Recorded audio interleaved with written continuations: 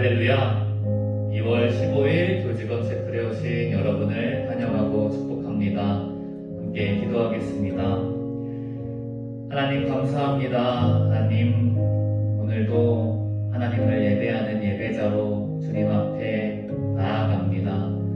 주님 주시는 말씀으로 우리를 정결케 하여 주시고 말씀 따라 살아가는, 말씀을 준행하며 하나님의 기쁨이 되는 우리의 모든 삶이 되게 주님께서 인도하여 주시옵소서. 우리가 평생을 살아가는 동안 하나님 그 끝에 하나님께서 우리를 기뻐 맞이해 주시고 칭찬해 주실 그 하나님, 그것만을 바라보며 오늘의 삶을, 주어진 우리의 삶을 최선을 다하여 힘써 살아가길 소망합니다. 주님, 우리를 품에 안아주시고 주님 끝까지 이 길을 걸어갈 수 있도록 힘주시고 동행하여 주시옵소서. 예배를 기뻐 받으실 주님을 찬양하오며 우리 구주 예수 그리스도의 이름으로 기도합니다. 아멘. 같이 내 평생 살아온 길 찬양 고백하시겠습니다. 내 평생 살아온 길을 돌아보니 걸음마다 자욱마다 다 죄뿐입니다.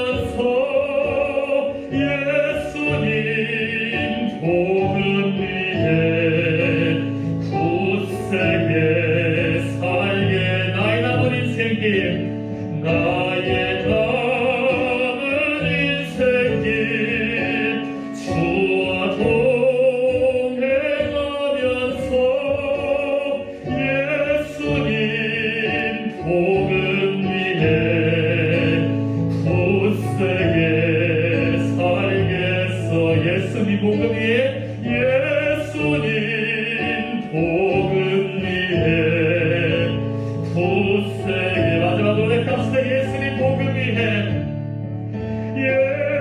예수님 복음 위에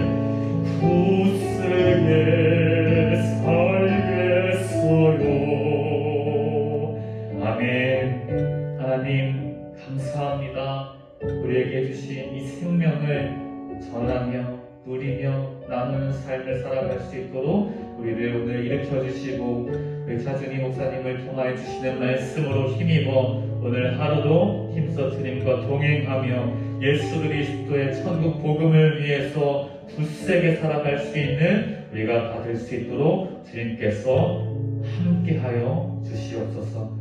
함께하시고 인도하실 줄로 믿고 감사드리오며 좋으신 우리 구주 예수 그리스도의 이름으로 기도합니다.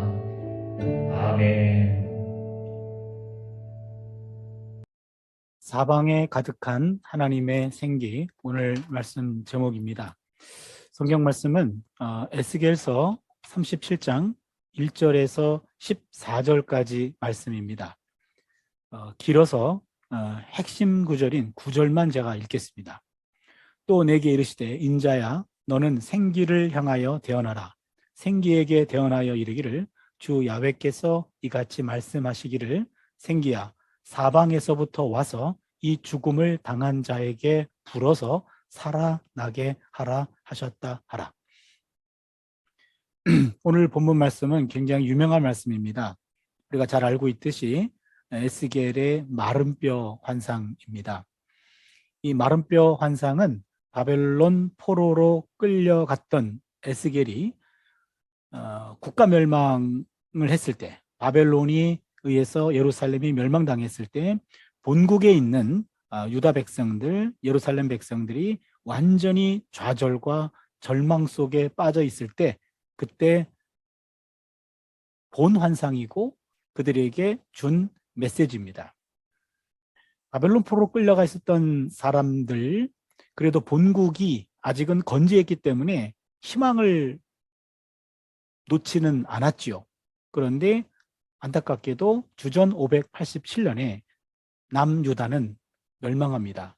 예루살렘 성전은 불에 타서 없어집니다.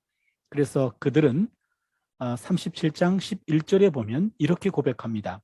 또 내게 이르시되 인자야 이 뼈들은 이스라엘 온 족속이라 그들이 이르기를 우리의 뼈들이 말랐고 우리의 소망이 없어졌으니 우리는 다 멸절되었다. 여기 나와 있는 요 세 마디, 우리의 뼈들은 말랐고 우리의 소망이 없어졌으니 우리는 다 멸절되었다. 요 세 문장이 바벨론 포로로 끌려가 있었던 사람들의 심정을 그대로 드러내주는 본문입니다. 오늘 본문에서 에스겔은 환상을 보는데 마른 뼈들이 즐비했던 그런 아주 처참한 시체들만 가득 쌓여 있는 곳을 보게 됩니다. 뼈들이 심이 많고 아주 말랐다라고 얘기했죠. 아주 많은 군대가 몰살당했다라는 것을 말합니다. 이 골짜기는 공동묘지가 아니라 죽은 군인들의 시체가 말라서 뼈로 가득 찬 옛날의 격전지였던 겁니다. 3절을 보면 그가 내게 이르시되 인자야 이 뼈들이 능히 살 수 있겠느냐 하시기로 내가 대답하되 주 야훼여 주께서 아시나이다. 환상 중에 하나님이 그 뼈들을 보여주면서 인자야라는 말은 하나님이 에스겔에게 말을 걸 때 쓰는 호칭이었습니다. 인자야 이 뼈들이 능히 살 수 있겠느냐.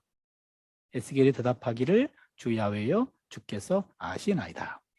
이 말은 이 뼈들이 능히 살 수 있겠느냐라는 이 질문은 상식을 벗어난 것으로 보입니다.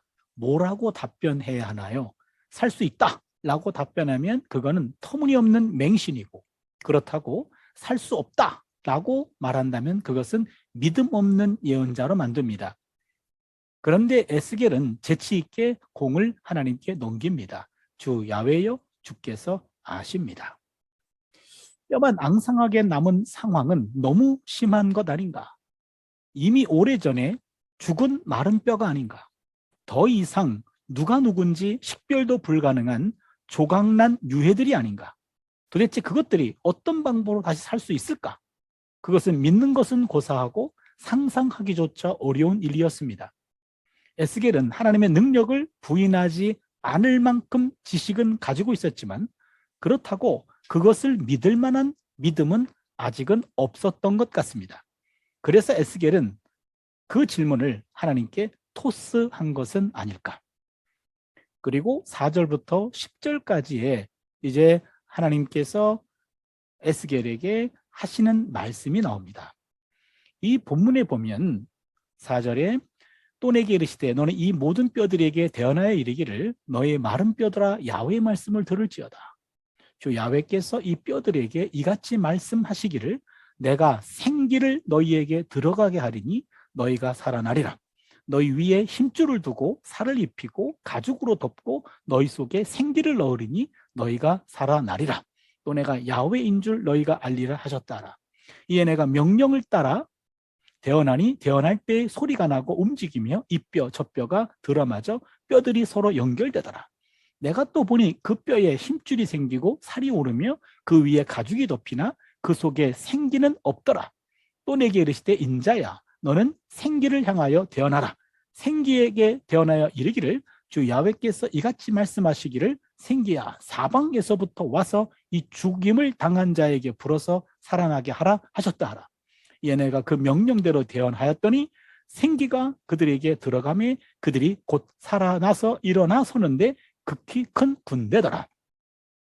우리가 잘 알고 있는 유명한 말씀입니다. 근데 여기에서요 우리가 하나 기억해야 될 것은 4절부터 10절까지 5절에 생기라는 말이 나오죠. 그게 히브리어로 루아흐라는 말입니다.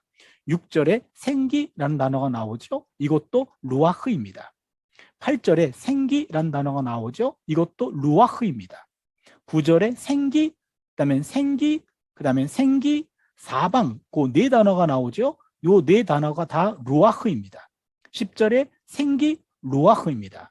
그러면은 생기라는 말과 사방이라는 말로 번역이 됐는데 똑같은 다 루악이라는 히브리어를 번역한 겁니다. 8번 나와 있습니다. 이 본문에서 우리가 지금 기억할 것은 생기를 통해서 지금 마른 뼈들이 살아나서 엄청난 큰 군대를 이루고 있다라는 그런 본문인데요. 9절에 보면 인자야 너는 생기를 향하여 대언하라. 에스겔이 명령에 순종했고 하늘의 소리를 대언합니다. 그런데 주 야훼께서 이같이 말씀하시기를 생기야 사방에서부터 와서 이 죽임을 당한 자에게 불어서 살아나게 하라. 여기서 불어서라는 말이 히브리 말로 나파흐라는 단어입니다. 이 동사는 창세기 2장 7절의 중요 동사와 같습니다. 창세기 2장 7절을 보시면 야훼 하나님이 땅의 흙으로 사람을 지으시고 생기를 그 코에 불어 넣으시니 여기 불어 넣으시니 그 단어가 나파흐라는 동일한 단어입니다. 사람이 생명이 되니라. 우린 여기서 놀라운 사실을 하나 배우게 됩니다. 마른 뼈들에게 생기를 불어 넣어서 살리는 행위는 태초에 인간 창조에서 생기를 불어넣은 것과 같은 행위입니다. 그러고 보면 하나님이 땅의 티끌로 인간을 만들어서 그 코에 생명의 숨을 불어넣었던 그 태고적의 인간 창조 행위가 여기서 재현되고 있는 겁니다. 하나님은 하나님의 영으로 새롭게 사람을 창조하고 계신 겁니다. 하나님의 영은 무에서 유를 창조합니다. 하나님의 재창조를 말하고 있습니다. 또한 여기에서 생기는 사방, 즉 온 세상에 퍼져 있다라고 말합니다. 이것이 마치 사람의 시체들에게 불어와서 그것들을 살아있는 존재로 변화시키는 것으로 표현되어 있습니다. 이 생기는 하늘의 세계, 곧 하나님의 신비의 세계에서 오는 신령한 생명의 기운입니다. 여기 나와 있는 생기는 사방으로부터, 사방에 생기가 있다. 사방에 신령한 생명의 기운이 충만해 있다라고 하는 점이 우리가 오늘 놓쳐서는 안 될 부분입니다. 10절을 보면 에스겔이 명령대로 대언했습니다. 생기가 그들에게 들어갔습니다. 그들이 살아났습니다. 큰 군대가 되었습니다. 생기가 있어야 힘줄과 살과 가죽으로 구성된 육체가 살아서 움직입니다. 생기가 뼈보다 강합니다. 극히 큰 군대가 되었다. 극히라고 하는 말은 very, very, 아주 매우, 매우, 우리말로 대박 이렇게 얘기할 수 있습니다. 대박 많은 군대가 되었다. 그리고는 11절로 14절을 보니까 아까 읽었던 11절에서는 이 뼈들은 이스라엘 온 족속이라 그들이 이르기를 우리의 뼈들이 말랐고 우리의 소망이 없어졌으나 우리는 다 멸절되었다 라고 말하고 있습니다. 우리의 뼈들이 말랐고 소망이 없어졌다, 다 멸절되었다. 뼈들이 말랐다라는 말은 기력이 소진되었다는 거고, 우리의 소망이 없어졌다는 말은 희망이 죽었다, 절망을 말하고, 우리는 다 멸절되었다, 이 말은 생명의 상실을 말합니다. 기력의 소진과 절망과 생명의 상실을 이들이 말하고 있습니다. 바벨론 포로들은 완전히 절망적 분위기에 빠졌습니다. 당시 바벨론 같은 적국에서 포로로 지낸다는 것은 살아있지만 죽은 것이나 진배가 없게 느꼈던 것 같습니다.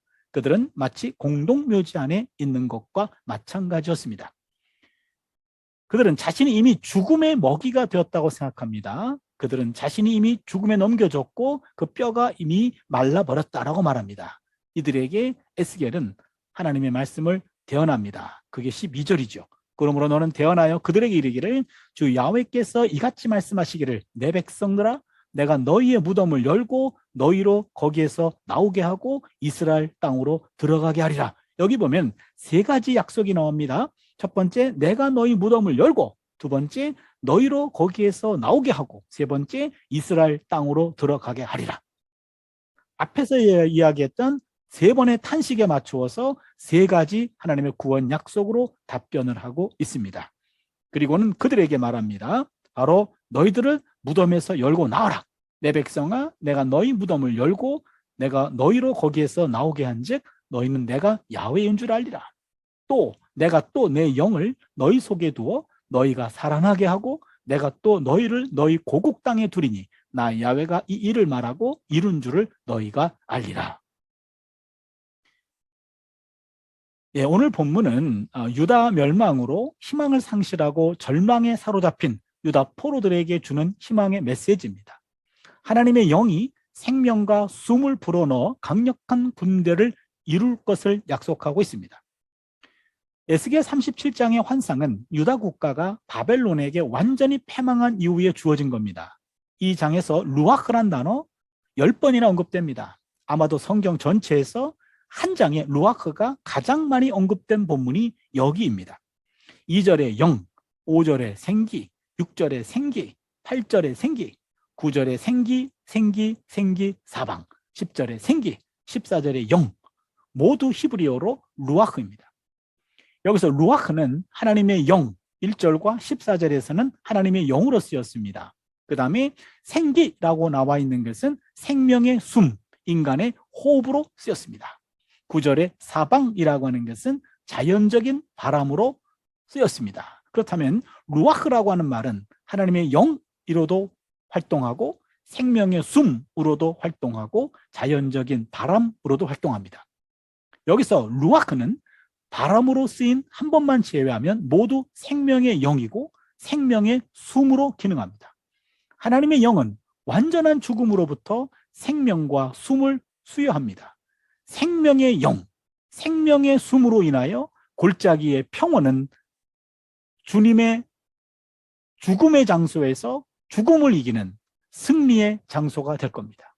하나님의 영, 생기가 역사하면 죽음의 장소도 생명의 장소로 바뀝니다. 여기에서 죽은 자에게 숨과 생명을 불어 넣어준 그 생기는 사방에서 왔습니다. 즉 하나님의 영은 세계 모든 곳에서 모든 방향에서 역사하십니다.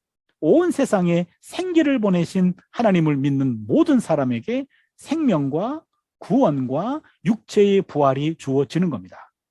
우리가 서 있는 천지사방에 사실은 하나님의 생기가 가득합니다. 생명의 영, 생명의 숨으로 마른 뼈와 같은 죽음의 골짜기에서도 하나님의 생명의 기운은 가득합니다. 하나님은 오늘도 말씀하십니다. 내 백성들아, 내가 너희의 무덤을 열고 너희로 거기에서 나오게 하고 너를 고국으로 들어가게 하리라. 사람은 최악의 상태에서도 희망을 잃어서는 안 됩니다. 나쁜 일이 좋은 일로 바뀔 수도 있다라는 사실을 믿어야 합니다. 누군가 말합니다. 희망을 갖는 사람에게만 존재한다. 또한 희망이 있다고 믿는 사람에게는 희망이 있고 희망이 희망 같은 것은 없다라고 생각하는 사람에게는 실제로도 희망은 없다라고 말합니다. 중국 근대 문학의 개척자로 유명한 작가 루시는 이렇게 말합니다. 희망은 본래 있다고도 할 수 없고 없다고도 할 수 없다. 그것은 마치 땅 위의 길과 같은 것이다. 본래 땅 위에는 길이 없었다. 걸어가는 사람들이 많아지면 그것이 곧 길이 되는 것이다. 희망의 길은 만들어가는 겁니다. 희망의 길은 믿음의 길입니다. 쥐 한 마리를 캄캄한 독 속에 집어넣으면 3분을 넘기지 못하고 죽는답니다. 그러나 그 독 속에 한 줄기 빛이 새어 들어가면 적어도 36시간은 죽지 않고 견딘다고 합니다. 이렇게 희망은 죽음 앞에서도 생명을 지켜내는 강한 힘입니다. 생기야, 그들에게 들어가라. 사방에 가득한 하나님의 생기가 우리에게 불어올 것입니다. 여러분, 믿음의 눈을 크게 뜨고 우리가 있는 삶의 그 자리에 사방에 펼쳐 있는 하나님의 생명의 영, 생명의 숨을 우리가 느끼고 경험하고 그 숨을 쉬며 다시 한번 희망을 키워나가는 오늘 하루 될 수 있기를 주님의 이름으로 축원합니다. 기도합니다. 하나님, 에스겔 마른 뼈 환상을 통해 절망 속에 있었던 사람들에게 희망을 보여주셨듯이 사방에 있는 바람과 사방에 있는 생기 속에 하나님의 숨과 하나님의 영을 느끼게 하여 주셔서 그 안에서 희망을 키워나가는 우리 모두가 되게 하여 주시옵소서. 이제는 우리 주 예수 그리스도의 은혜와 하나님 아버지의 극진하신 사랑하심과 성령의 내주 교통 충만하심이 사방에 있는 생기를 느끼고 생명의 숨과 하나님의 영을 먹고 희망을 키워나가는 그런 사람 되기를 원합니다. 결단하는 우리 한세 모든 가족들 머리 위에 이제부터 영원토록 함께 하시기를 간절히 축원하옵나이다. 아멘.